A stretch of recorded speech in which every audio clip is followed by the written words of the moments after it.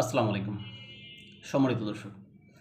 আজকে আমরা যে বিষয়টা আলোচনা করব সেটা হচ্ছে চীন একটা বর্তমান সময়ে ঐতিহাসিক একটা সিদ্ধান্ত নিয়েছে।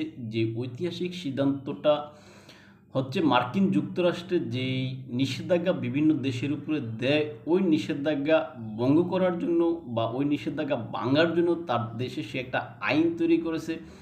এখন ওই আইনের অধীনে সে তার দেশের কোম্পানিগুলোকে যে নিষেধাজ্ঞা দিবে মার্কিন যুক্তরাষ্ট্র, ওই নিষেধাজ্ঞা ভঙ্গ করে সে ব্যবসা বাণিজ্য পরিচালনা করবে। এই সমস্ত বিষয়গুলো নিয়ে মূলত আমরা আলোচনা করব। আশা করি আপনারা সম্পূর্ণ ভিডিওটা দেখবেন এবং আপনাদের মূল্যবান মতামত কমেন্ট বক্সে লিখে জানাবেন। চলুন শুরু করা যাক। সম্মানিত দর্শক, মার্কিন যুক্তরাষ্ট্র এবং ইরানের ভিতরে যে সংঘাত বা যে যুদ্ধ চলমান, এই যুদ্ধের ভিতরে যে সবচেয়ে লাভবান বা সবচেয়ে সুবিধাজনক অবস্থানে যে দেশটা সেটা হচ্ছে চীন। মার্কিন যুক্তরাষ্ট্র একদিকে যুদ্ধে তার সময় ব্যয় করতেছে, অন্যদিকে চীন নতুন নতুন তার চিন্তাভাবনা নতুন করে মার্কিন যুক্তরাষ্ট্রকে মোকাবেলা করার জন্য যে সমস্ত প্রক্রিয়া রয়েছে ওই সমস্ত প্রক্রিয়াগুলো কন্টিনিউ করতেছে। তারই অংশ হিসেবে চীন বর্তমানে যে আপনারা জানেন যে একটা নীতি নিয়ে আসছে, সেই নীতিটা হচ্ছে এরকম যে মার্কিন যুক্তরাষ্ট্র তাদের খবরদারি বজায় রাখার জন্য, তাদের কর্তৃত্ব বজায় রাখার জন্য, তাদের যেই বড় ভাই, এই বড় ভাইত্ব বজায় রাখার জন্য বিশ্বের বিভিন্ন দেশের উপরে তারা যখন তখন নিষেধাজ্ঞা দেয়। এখন এই নিষেধাজ্ঞার কারণে বিশ্বের ওই দেশগুলো বা ওই দেশের বড় বড় কোম্পানিগুলো ক্ষতির সম্মুখীন হয়।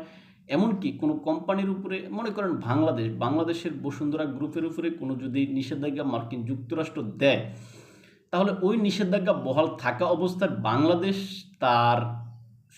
বাংলাদেশের সরকারও ওই কোম্পানির সাথে সম্পর্ক রক্ষা করতে পারে না।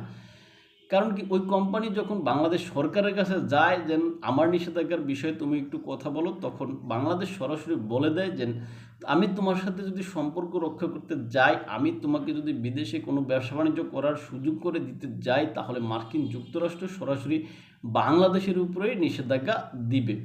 আর এই কারণে সরাসরি বাংলাদেশের সরকার বলেন বা এরকম একটা উদাহরণ দিলাম আর কি, বা অন্য কেউ এইভাবে ওই নিষেধাজ্ঞাপ্রাপ্ত কোম্পানির সাথে ব্যবসা বাণিজ্য করতে পারে না।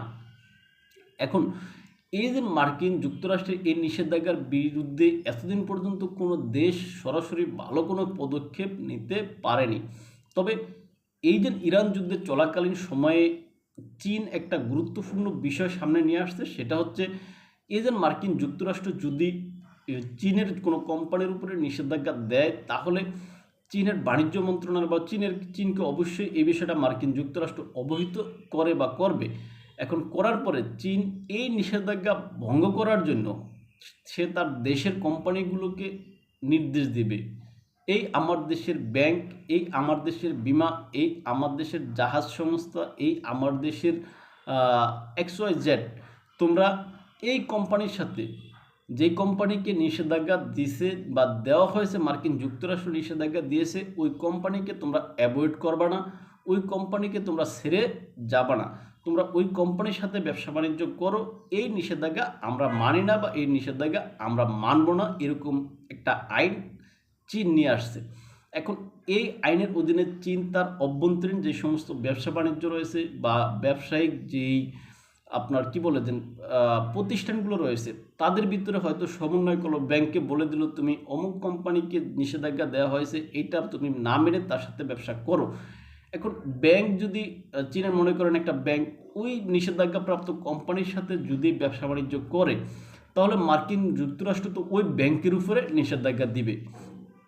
এখন ওই বিষয়টা মোকাবেলা করার জন্য চীন কিন্তু নতুনভাবে তার যে সুইফট সিস্টেমের বিপরীতে গিয়ে তার একটা সিস্টেম দাঁড় করিয়েছে, সেই সিস্টেমের অধীনে সে তার লেনদেনগুলো সম্পাদন করতে পারে, তাই ওই ব্যাংকের ক্ষতিগুলো করতে পারবে না। এখন ওই ব্যাংকের যদি কোনো পণ্য বা ওই ব্যাংকের কোনো স্বার্থ সংশ্লিষ্ট কোনো বিষয় মনে করেন সমুদ্র দিয়ে নিয়ে আসতেছিল, এখন মার্কিন যুক্তরাষ্ট্রের যে নৌবহর সমুদ্রে থাকে, সেই নৌবহরের থেকে বা যে নৌবাহিনী, সেই নৌবাহিনী গিয়ে ওই যে চীনের ওই ব্যাংকের সাথে সংশ্লিষ্ট কোনো জাহাজকে আটকে দিলে তখন এই ব্যাংক মানে নিষেধাজ্ঞা না মানার কারণে তখন ক্ষতির সম্মুখীন হবে। তবে এই বিষয়টাকেও মোকাবেলা করার জন্য চীন তার নৌবাহিনীকে শক্তিশালী করে, চীন তার নৌবাহিনীকে সর্বাত্মকভাবে প্রস্তুত করার যেই ভিশন নিয়েছে, সেই ভিশন অনুযায়ী চীন এগোচ্ছে। এখন এই যে চীন যেই পদক্ষেপটা নিচ্ছে,